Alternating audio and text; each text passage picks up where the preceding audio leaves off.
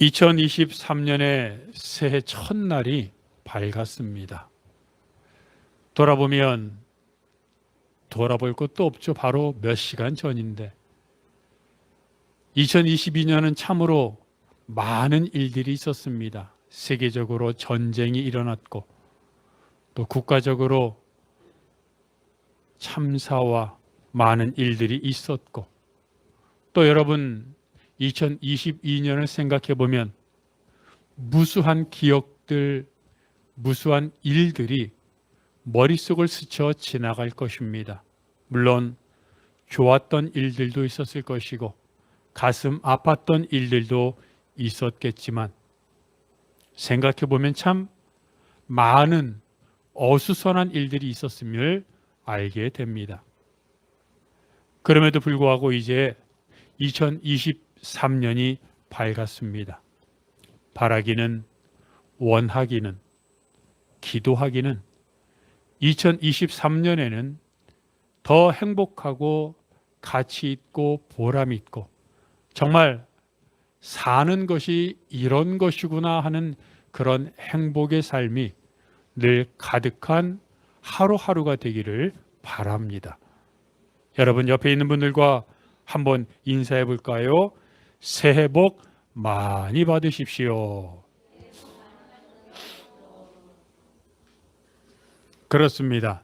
새해에는 복을 많이 받고 받은 복을 많이 누리고 즐기기를 원하고 또한 그러기 위해서 2023년도에 더욱 가치 있고 행복하고 보람 있고 좋다, 행복하다 많은 결실을 거두는 그런 삶을 살려면 어떻게 해야 할까요? 늘 사람들이 고민하는 부분이고 또 갈등을 빚는 부분이고 사람마다 제각각 다른 생각을 하는 부분이긴 한데 어떤 것이 가장 행복한 삶일까요? 성경은 하나님을 알고 하나님을 경험하는 삶이 가장 행복하고 가치 있다고 말합니다. 하나님을 알면 알수록 하나님을 알아갈수록 하나님이 하늘로부터 부어주시는 하늘의 은혜, 위로와 평안과 능력을 경험하면 할수록 그 이전에 하나님을 몰랐던 삶은 뉘우쳐지고 내가 왜 이런 하나님을 더 알지 못했던가? 내가 왜 하루라도 일찍 하나님과 동행하지 못했던가 하는 그런 아쉬움을 느끼게 되는 것이기에 하나님을 더 알고 하나님을 누리고 하나님을 경험하는 삶을 사는 것이 2023년이 되어야 하는데 그렇게 하나님을 알고 하나님을 경험하는 가장 최선의 방법이 예배라는 겁니다. 그래서 우리 교회는 물된 동산교회는 2023년도에 하나님을 더욱 알고 하나님을 경험하기 위해 영과 진리로 예배드리는 교회가 되어야겠다라는 그런 마음을 갖고 표어를 정했습니다. 우리 한번 같이 한 목소리로 영과 진리로 예배드리는 교회 표어를 한번 외쳐볼까요? 시작! 영과 진리로 예배드리는 교회. 여러분 우리가 2022년도 표어가 모세가 시내산에서 하나님께 고백했던 주의 영광을 내게 보이소서 하는 것이었습니다. 그 말씀을 생각할 때마다 여러분 생각해 보십시오. 모세가 산전수전 흔히 말하는 공중전까지 다 겪지 않았습니까? 그런 모세가 하나님께 바랬던 오직 한 가지 소원이 있었는데 그게 주의 영광을 보는 것이었고 주의 영광을 경험하는 것이었습니다. 그리고 하나님은 하나님의 존재를 모세에게 보여주셨습니다. 어찌 창조주인 하나님이 피조물인 사람에게 자신의 존재를 드러내고 보여주셨겠습니까? 그것처럼 행복하고 영광스러운 일이 어디 있겠습니까? 그리고 나서 모세는 더 이상 세상 일에 일만큼의 관심도 없었습니다. 왜입니까? 생각해 보십시오. 하나님을 경험했는데 이 땅에 몇 푼의 돈 갖고 그 잘난 체는 자존심 갖고 그 얼마 되지 않는 정말 아무것도 아닌 그 인간 세속의 이익과 손해를 갖고 싸울 일이 있겠습니까? 하나님을 아는데. 그런데 보십시오. 주의 영광을 내게 보이소서라고 하는 모세가 하나님께 기도했던 그 간구의 기도가 언제 나온 겁니까? 예배 가운데 나왔다는 겁니다. 그래서 예배가 중요한 겁니다. 예배를 통해 내가 하나님 앞에 나아가는 예배를 경험해야, 예배로 하나님 앞에 나아가야 그 예배를 통해 주의 영광을 보여달라고 하는 간구를 할 수 있고, 그런 가운데 하나님을 체험하고 하나님의 임재를 누리게 되는 겁니다. 그래서 올 한 해는 어떻게 하든지 예배를 통해 은혜 받을 수 있도록, 예배를 통해 하나님을 더 알아가고 하나님께 가까이 나아가고 하나님을 닮아가고 하나님 옆에 있을 수 있도록 예배에 더 중점을 두고 말씀과 기도와 이런 부분에 최선을 다하려고 하는데, 오늘 본문이 말하는 것이 바로 그것입니다. 오늘 본문은 첫 번째로 뭐라고 말합니까? 하나님은 영이시라는 겁니다. 하나님은 영이시니. 작년에 월드컵이 있었고 또 그전에는 올림픽이 있었던 것처럼 축구 선수들의 최고의 영예는 월드컵이고 또 다른 종목의 운동 선수들에게는 올림픽이지 않습니까? 4년마다 열리는 올림픽 또는 월드컵에 목숨을 걸고 거기에 목표를 정하고 그 목표를 정한 후에는 최선을 다해서 시간과 모든 걸 투자해서 연습하고 훈련하고 노력합니다. 왜입니까? 그 월드컵에서, 올림픽에서 좋은 성적을 거두는 것이 자신의 존재를 증명하고 가치를 인정받고 무엇보다 합당한 대우를 받기 때문입니다. 수능생들이, 수험생들이 이제 수시 이런 전형 결과를 발표를 받고 또 학생들이 이제 고3 올라가는 학생들이 어느 학교, 어느 학과에 가야겠다는 목표를 정하고 그 목표를 위해서 이제 또 1년 동안 열심히 공부할 것입니다. 왜? 대학교에, 학과에 그렇게 목매달며 최선을 다합니까? 어느 학교, 어느 학과를 나왔느냐에 따라 그 사람의 많은 부분들이 결정된다는 것을 우리 모두가 알고 있기 때문입니다. 운동만 그런 게 아닙니다. 공부만 그런 것이 아닙니다. 뭐든지 사람들은 뭘 하고 싶다, 무엇이 되고 싶다, 어디에 가고 싶다, 이런 목표를 설정하고 그 목표를 위해 월급을 저축을 하든 시간을 아끼든 몸을 투자하든 모든 걸 노력하는 겁니다. 그만큼 가치가 있기 때문입니다. 오늘 본문도 마찬가지입니다. 하나님께 영과 진리로 예배 드리라고 말하기 전에 오늘 본문은 먼저 하나님이 어떠한 분인지에 대해 설명하고 있습니다. 하나님은 영입니다. 영이라는 말은 하나님의 모든 것을 말하는 겁니다. 천지를 창조하셨고 지금도 주관하십니다. 우리 또한 창조하셨습니다. 우리의 생명이 하나님으로부터 왔고 우리는 하나님과 함께 있으며 우리가 이 생을 마친 후에도 하나님께로 돌아갑니다. 그래서 바울은 아덴에서 설교하며 뭐라고 말합니까? 우리는, 사람들은 하나님 안에서 존재하고 하나님 안에서 살고 하나님 안에서 움직인다고 말하지 않습니까? 저는 이 말을 들을 때마다 인간의 삶을 이렇게 잘 표현한 말이 없다는 생각을 합니다. 사람이 어디를 가든 무엇을 하든 어떤 상황 가운데 있던 그 사람의 삶은 늘 하나님 안이라는 겁니다. 그래서 그 사람이 하나님을 생각하든 생각하지 않든, 하나님의 존재를 인정하든 안 하든, 하나님을 부인하든 하나님을 인정하든, 그 사람은 하나님 안에서 존재하고 하나님 안에서 살고 하나님 안에서 움직입니다. 그렇다면 여러분, 하나님을 알고 믿는 우리라면, 모르는 사람이야 최악의 결정을 하겠지만, 그것을 알고 있는 우리가 이 땅에서 가장 행복한, 가장 믿음에 보람된 가치 있는 삶을 살기 위해서는 어떻게 해야겠습니까?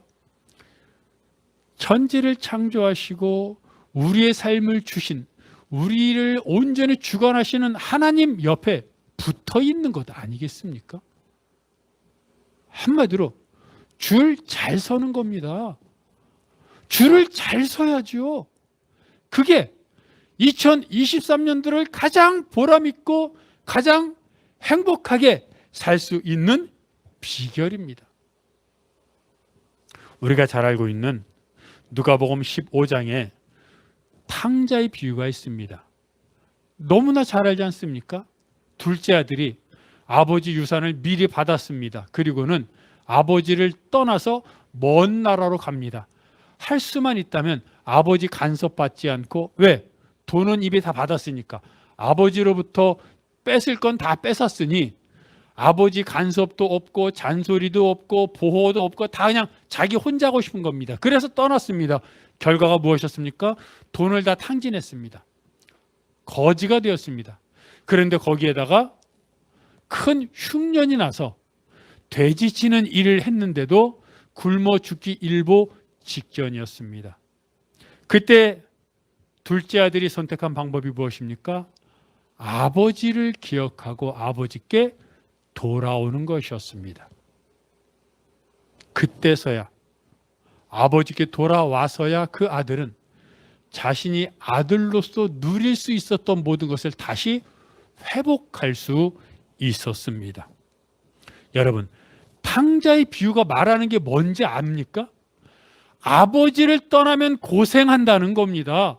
사람들은 하나님 없어, 내가 최고야, 하나님을 믿어, 내 주먹을 믿어, 내 지식을 믿어, 내 인맥을 믿어, 내 스펙을 믿어, 이렇게 말하고 자기가 하고 싶은 대로 살아갑니다. 그게 탕자가 먼 나라로 간 것과 같습니다. 그래서 뭐 했습니까? 성경은 결과가 탕진한 것이라고 말합니다.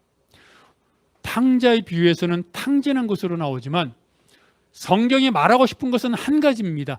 하나님을 떠나면 결국 탕진한다는 겁니다. 그 사람이 사업을 하든, 그 사람이 무엇을 하든, 그 사람이 어떤 일을 하고 어떤 노력을 하고 무슨 삶을 살든 아버지 하나님을 떠난 삶의 결과는 탕진이라는 겁니다. 그리고 성경이 또 탕자의 비유를 통해서 말하고 싶은 건 뭐냐면, 그런 그 삶에 큰 흉년이 닥친다는 겁니다. 하나님을 떠났습니다. 하나님 없이 삽니다. 자수성가하겠다. 내가 뭔가를 보여주겠다고 합니다. 그런데 결과는 무엇이라고 말합니까? 탕진입니다. 그리고 큰 흉년이 일어납니다. 육체적으로 감당할 수 없는, 물질적으로 감당할 수 없는, 정신적으로 피폐해지는, 내가 도저히 해결할 수 없는, 내 수준에서 아무것도 할 수 없는 그런 상황에 이르게 된다는 것이 성경이 탕자의 비유를 통해서 우리에게 말하는 겁니다. 한마디로 요약하면 아버지를 떠나면, 하나님을 떠나면 고생한다. 요한복음 15장에 나오는 포도나무 비유도 마찬가지입니다. 예수님은 포도나무고 우리는 가지라고 말합니다. 그러면서 뭐라고 말합니까? 포도나무에서 떨어져 나간 가지를 말합니다. 누굽니까? 아버지를 떠난 탕자하고 똑같은 겁니다. 포도나무에서 떨어져 나간 가지는 어떻게 됩니까? 처음에는 포도나무에서 떨어진 지 얼마 되지 않았으니 싱싱하고 열매도 있고 또 잎도 푸르겠죠. 하지만 하루, 이틀, 한 달, 1년 지나면서 어떻게 됩니까? 말라 비틀어집니다. 열매는 더 이상 없습니다. 말라 비틀어져 막대기가 되어 불쏘시기만 될 겁니다.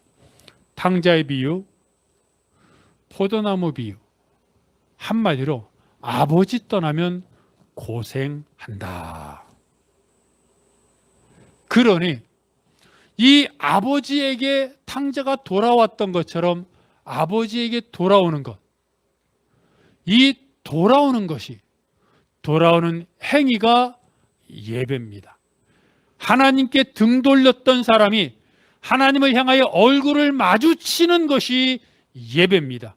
그래서 예배를 드려야 하는 겁니다. 하나님 없으면, 예수 그리스도를 떠나면 고생이고, 아니 말라 비틀어 죽는 것을 우리는 이미 알기에 하나님 앞에 돌아서서 예수 그리스도를 향하여 예배 드리는 것이 우리가 당연히 해야 되는 것이고, 예배를 드릴 때 어떤 일이 일어났습니까? 아브라함이 하나님께 예배를 드렸더니 하나님이 나타나셔서 언약을 세우셨습니다. 야곱이 고생한 후에 20년 지나서 베델로 돌아와 하나님께 제사를 드렸더니 하나님이 나타나셔서 나는 전능한 하나님이다 말씀하시며 약속을 주셨습니다. 엘리야 선지자가 갈멜산에서 하나님 앞에 제사를 드렸더니 하나님이 하늘로부터 불을 내려주셔서 제단 위에 있는 모든 재물을 태우시고 응답하셨습니다. 그것입니다. 하나님 앞에 제사 드리면, 하나님 앞에 예배 드리면 우리가 당연히 해야 되는 것인데도 하나님 앞에 예배 드리면 하나님은 나타나셔서 우리에게 말씀하신다는 겁니다. 여러분, 예배 드릴 때마다 상황이 다르지 않습니까? 어떤 주에 예배 드릴 때는 마음속에 답답함이 가득합니다. 왜냐하면 집안에 어두운 일이 있으니까. 어떤 주에 예배 드릴 때는 몸이 피곤합니다. 왜냐하면 몸이 아프니까. 어떤 주에 예배 드릴 때는 마치 안개가 눈앞을 막 가리는 것처럼 이렇게 해야 되나? 왼쪽으로 가야 되나? 오른쪽으로 가야 되나? 이 사람과 동업해야 되나? 저 사람과 동업해야 되나? 막막합니다. 어떻게 결정해야 될지 모릅니다. 이게 사실은 예배 드릴 때마다 사람들이 갖고 있는 상황입니다. 어떨 때는 답답하고, 예배 드릴 때마다 늘 기쁨과 감사가 가득합니까? 아닙니다. 세상에 있는 걱정, 근심, 사람들에 대한 감정, 이런 것들을 다 갖고 옵니다. 그러니 예배가 온전할 수 있겠습니까? 그런데 이런 가운데서도 주님 받아 주옵소서, 주님께 예배 드립니다 하고 하나님 앞에 예배 드릴 때 신기하죠.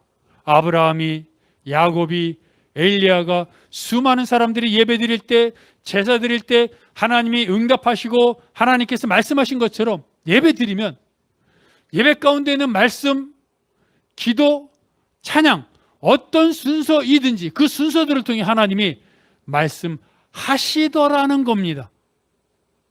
답답했던 내 마음에, 움츠러들었던 내 마음에, 피곤했던 내 육체에 하나님이 힘을 주시고 말씀하셔서 안개가 사라지고 시야가 확보되고, 또 하나님께서 답답한 가운데 뚜렷한 지혜의 말씀을 주셔서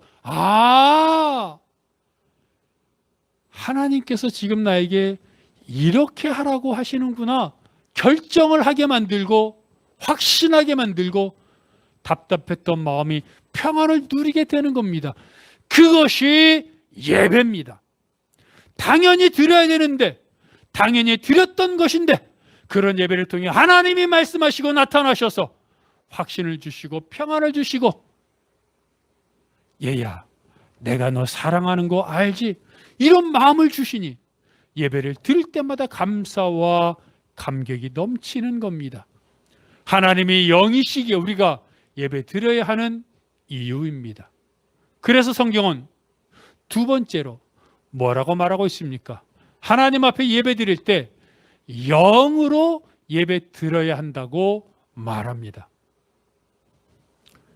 늘 하나님 앞에 예배 드릴 때 어떻게 예배 드려야 됩니까? 라고 말하면 제가 여러분들에게 늘 최선을 다하라, 최선을 다해서 예배 드리면 된다, 그 뜻이다라고 말씀을 드렸습니다. 여기서 영으로 예배 드린다고 할 때 영은 원어로 보면 푸뉴마인데 푸뉴마, 이것은 성령 또는 영이라는 뜻입니다. 즉 성령님이 원하시는 예배 또는 인간이 영적인 존재이니 영을 다해 마음의 중심을 다해 드리는 예배라는 뜻이고, 제가 말씀드린 것처럼 최선을 다해라, 중심을 다해라, 목숨을 다해라, 목숨 바쳐 예배 드려라, 그런 뜻입니다. 그렇습니다.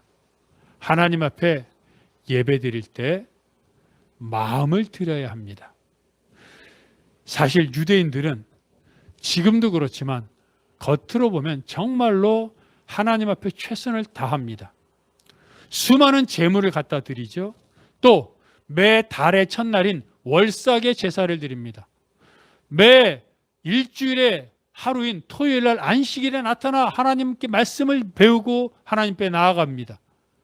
매 절기마다 유월절 또는 오순절, 장막절, 수장절, 이런 절기를 통해 하나님 앞에 제사를 드립니다. 그러니 겉으로 보기에는 그들이 제사 드리는 모습을 보면 마치 종교 부흥처럼, 종교 개혁 부흥처럼 늘 풍성합니다. 그런데 그렇게 제사 드리는 유대인들을 향하여 하나님이 뭐라 그러셨습니까? 앞으로는 헛된 제물을 더 이상 가져오지 말아라. 무슨 뜻입니까? 헛된 제물, 가치 없는 제물, 무의미한 제물, 가짜 제물을 갖고 오지 말라는 겁니다. 얘들아, 왜 내 마당을 밟기만 하느냐 말씀하십니다. 제물은 드렸는데 마음을 안 드리더라는 겁니다. 형식은 있는데 마음이 없더라는 겁니다. 그래서 하나님은 유대인들을 향하여 헛된 제물, 가치 없고 마음이 빠진 제물 드리지 말고 예배 드리지 말아라 말씀하신 겁니다. 여러분, 예배 드릴 때마다 마음을 드려야 합니다. 아담과 하와가 에덴 동산에서 쫓겨난 후에 그의 아들인 아벨과 가인이 제사를 드렸습니다. 그런데 하나님은 아벨이 드린 제사는 받으셨고 가인이 드린 제사는 받지 않았습니다. 아벨은 양을 치는 사람이어서 양을 바쳤고 가인은 농사를 하는 사람이어서 곡식을 바쳤는데 왜 하나님은 아벨의 제사만 받으셨을까요? 그것에 대해 성경은 히브리서 11장 4절 말씀을 통해 이렇게 말씀합니다. 쉬운 성경입니다. 한번 여러분 읽어볼까요? 시작.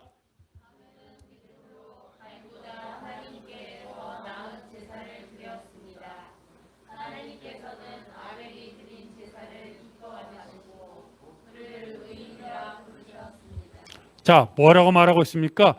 아벨이 드린 제사를 하나님이 받으신 이유는 믿음으로 드렸기 때문이라는 겁니다. 여러분, 믿음이 뭡니까? 아벨이 믿음을 갖고 예배드렸다는 게 무슨 말입니까? 하나님은 살아계신다. 하나님은 나를 사랑하신다. 하나님은 내가 지금 드리는 예배를 받으신다라는 마음으로 예배를 드렸습니다. 그런 마음으로 제물을 준비했습니다. 그러니 양을 제물로 바치려고 양을 볼 때 어떤 마음으로 양을 골랐겠습니까? 하나님이 받으시는 제물인데 양들 중에 어떤 양을 드릴까 다 돌아다니면서 정말로 좋은, 탐스러운, 또 흠이 없는 양으로 골라서 드렸을 겁니다. 한 마리 드릴까? 아니야, 하나님한테 2마리 드려야지.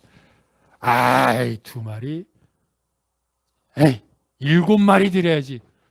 10마리 드려야지. 모르겠습니다. 몇 마리 드렸는지 모르지만 아마 그렇게 좋고 풍성하고 흠없는 것으로 많이 드렸을 겁니다. 가인은 믿음 없이 예배 드렸습니다. 하나님 앞에 예배 드리는데 곡식을 바쳐야 되는데 곡식을 고르면서 어떤 생각했겠습니까? 하나님이 받으신다는 생각이 없습니다. 곡식, 눈에 딱 밭에 가자마자 있는 거, 그래 이거 드리자.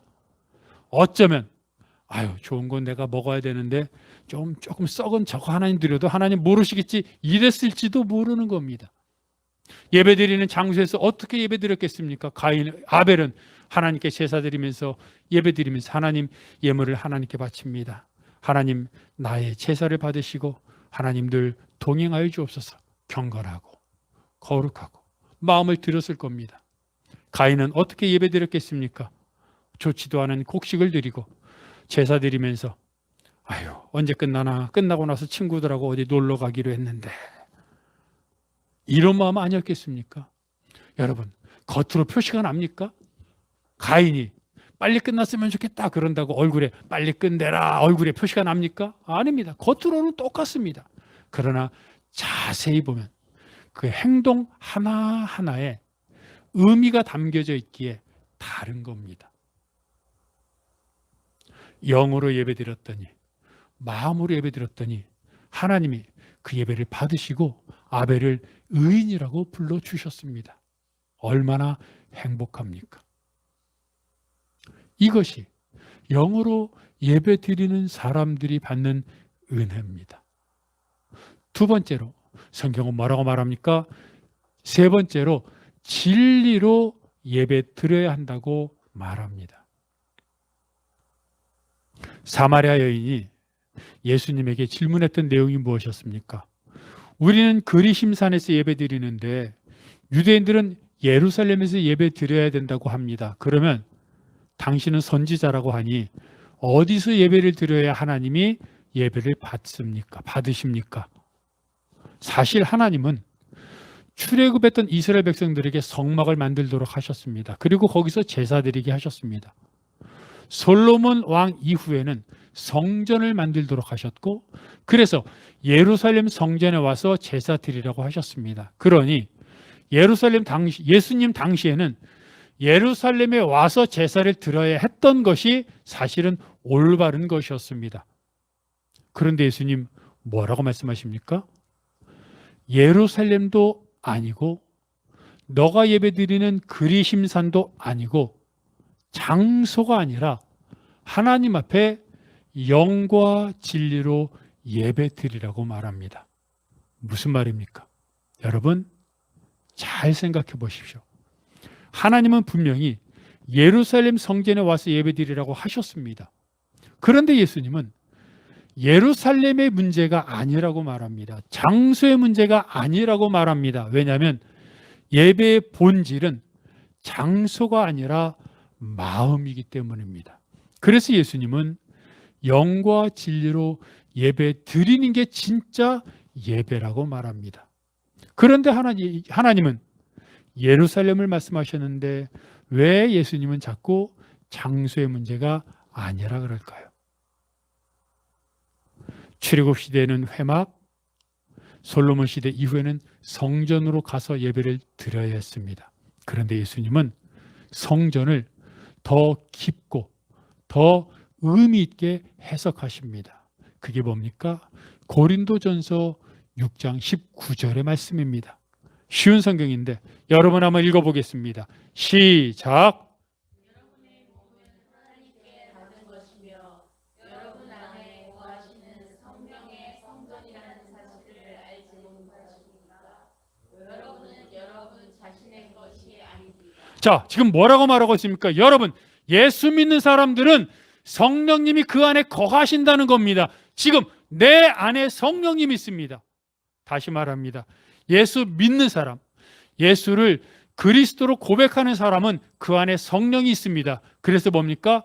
성령의 전, 성전인 겁니다. 그전에는 회막이 성전이었고 예루살렘에 있는 솔로몬 성전이었는데, 그게 성전이었는데, 이제는 예수를 그리스도로 고백하는 사람들이 성전이라는 겁니다. 옆에 있는 분들한테 인사해 볼까요? 당신이 성전입니다. 그래서 과거에는, 옛날에는 성전이 있는 곳으로 가서 제사 드리고 예배 드려야 됐습니다. 성전이 뭐 하는 곳입니까? 하나님이 임재하시는 곳입니다. 하나님께 예배 드리는 곳이 성전입니다. 그런데 그래서 여러분 마음이 어떻습니까? 저도 아무래도 설교하러 올라올 때, 아무래도 예배를 위해서 기도할 때 마음이 좀 더 경건해지고 좀 더 거룩해지고 좀 더 하나님 앞에 드려지기 위해 최선을 다하게 됩니다. 여러분도 예배드리러 오는 순간에 조금이라도 더 거룩하고 조금이라도 하나님 앞에 온전히 나아가려고 준비하지 않습니까? 근데 사람들이란 예배를 끝나고 집으로 돌아가면 어떻게 됩니까? 나도 모르게 옛 습관이 나오는 겁니다. 성전을 떠났으니, 하나님의 전을 떠났으니, 물론 그렇다고 나쁜 짓 이런 것을 말하는 것이 아니라 마음이 느슨해지는 겁니다. 그런데 성경은 말합니다. 이제 너가 성전이다. 성전을 떠났다고 생각했는데 이제는 내가 성전인 겁니다. 예수 믿는 사람들 한 사람 한 사람이 성전인 겁니다. 그러니 아까 제가 뭐라 그랬습니까? 성전은 하나님의 임재가 있는 곳이요, 하나님께 예배드리는 곳이라 그랬죠. 즉 우리 안에 성령님이 거하십니다. 하나님이 거하시는 겁니다. 얼굴이 어떻게 생겼든, 그 사람의 학벌이 어떻든, 그 사람의 재산 상태가 어떻고 몸이 어떻든 하나님이 그 안에 거하시고, 그 사람은 하나님께 예배드리는 사람이요, 하나님께 예배드리는 장소인 겁니다. 그러니 어떻게 됩니까? 우리는 성전에 와서 예배를 드린다고 했는데 내가 성전이니 내가 다니면서 예배를 드리는 겁니다.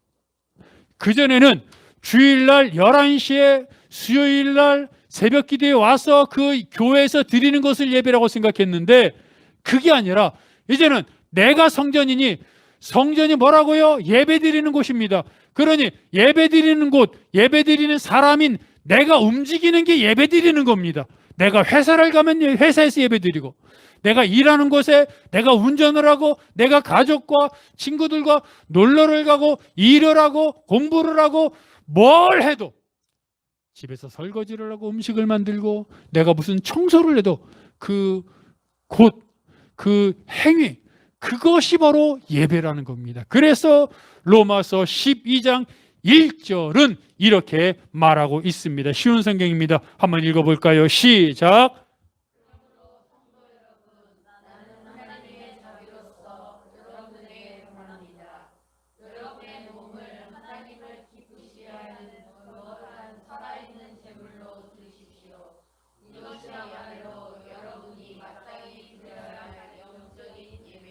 자, 그래서 예배가 우리가 성전에 가서 드렸던 예배에서 끝나는 것이 아니라 공적인 예배, 함께 모여서 하나님께 예배 드리는 것이 가장 최선의, 그리고 가장 의미가 있는 예배이지만, 그건 못지않게 중요한 것은 그렇게 예배를 드려서 은혜 받은 내가 삶으로 돌아가 회사에 출근해야죠, 사업해야죠, 일해야죠, 운전해야죠, 또 공부해야죠. 그 곳에 가는 곳마다 하나님께 예배 드리는 성전인 내가 가니 다른 사람과 말할 때 그 말이 예배가 되는 거고요, 다른 사람과 함께 협업하며 일을 할 때 그 일이 예배가 되는 겁니다. 그래서 금방 읽은 로마서 12장 1절 말씀은 뭐라고 말합니까?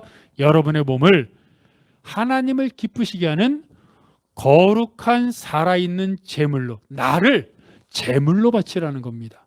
내 몸을 어떻게 제물로 바칩니까? 내 입에서 나오는 말, 눈빛, 표정, 내가 벌어들이는 돈, 내가 쓰는 시간, 모든 걸 하나님께 드리라는 겁니다. 그게 영적인 예배라는 겁니다. 이게 진리, 진짜 예배라는 겁니다. 사람들은 지금까지 주일날 드리는 예배만을 예배라고 생각하고 그 다음에는 내 습관대로 살았지만, 이제는 하나님께 예배드리고 그리고 받은 은혜를 갖고 삶으로 돌아가 힘든 일이 있어도, 누가 나를 모욕해도, 누가 나의 감정을 상하게 해도 주여, 성령님이 나의 안에 계시고 내가 성전인데 주여 저 사람을 축복합니다. 쓰리고 화가 나고 이가 갈리고 답답하지만 그래도 성전이니 주님이 원수를 사랑하라고 하셨으니 주여 주님 말씀대로 저 사람을 사랑합니다. 이렇게 살라는 겁니다. 근데 이렇게 살 때 어떤 일이 일어납니까? 30배, 60배, 100배의 결실이 거두어진다는 겁니다. 이렇게 살면 패배자가 될 줄 알았는데, 이렇게 살면 만신창이가 되고 루저가 되고 세상에서 낙오될 줄 알았는데 아니더라는 겁니다. 왜요? 하나님이 우리의 든든한 백이고 하나님이 우리의 하늘 아버지이기 때문입니다.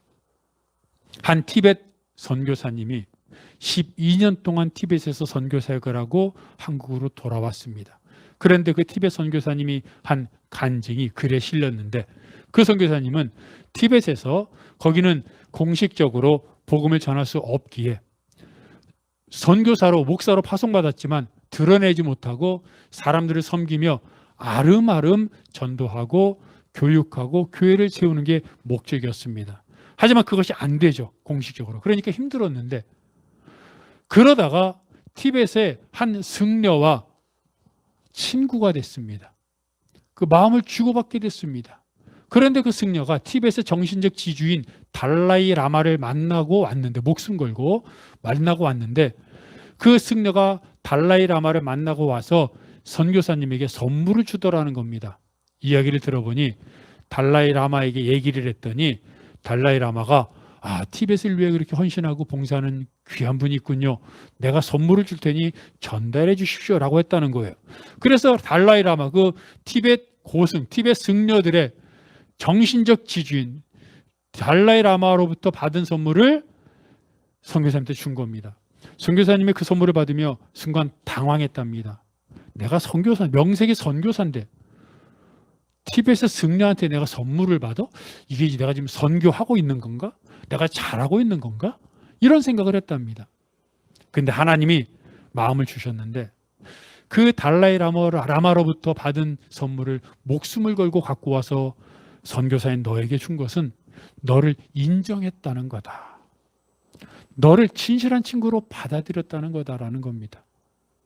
실제로 그 선교사님은 그 티벳에서 사역하면서 정말로 티벳 사람들을 위해 헌신하고 봉사하고 울며 함께 울어주고 고통을 나눴습니다. 그것을 그 승려가 봤던 겁니다. 봤기 때문에 달라이 라마에게 얘기했고 선물을 받을 수 있었던, 받고 싶어서 한 것이 아니라 선물을 받게 된 겁니다.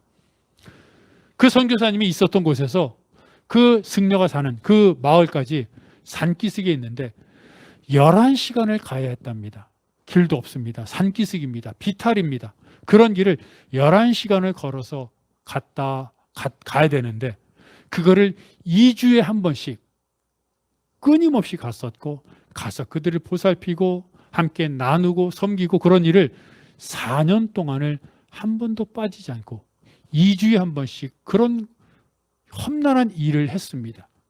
함께 사역했던 한 중국인 현지 사역자조차 선교사님을 비난했습니다. 아니, 변하지도 않고 예수도 믿지 않는데 그렇게 고생하면서 갑니까? 그 정성을 다른 데 쏟으십시오. 선교사님은 그럼에도 불구하고 하나님이 주시는 그들을 향한 긍휼의 마음이 있어서 끝까지 했습니다. 그런데 그 모습을 본 그 승려가 감동을 받고 그 선교사님, 티벳에서는 기독교를 적대시하고 사실 적대시할 수밖에 없지 않습니까? 자기들의 종교와 다른데 그 종교를 또 전파하려고 왔으니 얼마나 위험합니까? 그런데 선교사님을 친구로 받아들이고 마음을 터놓게 된 겁니다. 무슨 일이 일어나는지 아십니까? 그 승려가 예수를 믿었다고 한다면 제일 좋겠지만 그 승려는 예수를 믿지 않았습니다. 그런데 그 승려의 친구, 승려와 함께 있던 다른 사람이 이 선교사님이 그렇게 사역하는 모습을 보고 감명받아 자기 제자를 선교사님에게 소개해 줬습니다. 그 제자가 예수 믿게 됐고 제자가 또 전도하게 됐고 그래서 그들을 통해 그 티벳인 교회가 설립되게 됐습니다. 그게 12년이 걸렸습니다. 이게 영적으로 드리는, 삶으로 드리는 예배입니다. 늘 그 선교사님 당연히 주일날 예배 드렸을 겁니다. 하지만 삶으로, 힘들어도 삶으로 자신이 성전인 줄 알기에 힘든 가운데서도 11시간을 걸어가 복음 전한 것이 11시간을 더 걸어가 그들에게 사랑을 나누고 섬기고 돌아왔던 것이 삶으로 드리는 예배였던 겁니다. 하나님을 만나지 못했다면, 하나님을 경험하지 못했다면 어떻게 이런 힘겨운 삶으로 드리는 예배를 드릴 수 있었겠습니까? 여러분, 예배는 하나님을 만나는 지름길이요, 최선의 길이요, 왕도입니다. 예배를 통해 하나님을 만나야, 하나님을 경험해야 모세처럼 주여, 주의 영광을 내게 보이소서 기도할 수 있는 겁니다. 하나님을 만나야 기도하지 않겠습니까? 하나님을 경험해야 하나님 앞에 더 나아가고 싶은 소망이 생기지 않겠습니까? 하나님을 모르는데 하루 24시간 세상적인 것만 생각하는데 어떻게 하나님을 알고 하나님의 영광을 구하겠습니까? 여러분, 2023년도 정말 하나님 앞에 나아가 예배를 통해 하나님의 임재를 경험하고 하나님의 능력을 체험하여 이렇게 달콤하고 이렇게 행복하고 이렇게 감격스러운 삶이 매일매일마다 지속되도록 말씀을 통해, 기도를 통해, 공적인 예배를 통해, 개인적인 시간을 통해, 또 매일마다 매 순간마다 여러분들이 다니는 곳에서 드리는 예배를 통해 여러분이 하나님을 경험하고 하나님이 부어주시는 은혜를 경험하고, 그래서 더 벅차고 더 감격스럽고 더 행복한 날들이 되는 여러분이 되시기를 주님의 이름으로 축복합니다.